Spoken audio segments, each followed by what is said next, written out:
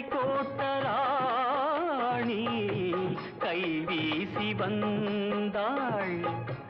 ஒளியாக தோன்றி நிழல் போல் மறைந்தாள்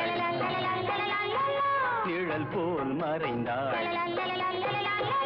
பொட்டு வைத்த முகமோ கட்டி வைத்த குழலோ பொன்மணிச்சரமோ அந்தி மஞ்சள் நிறமோ அந்தி மஞ்சள் நிறமோ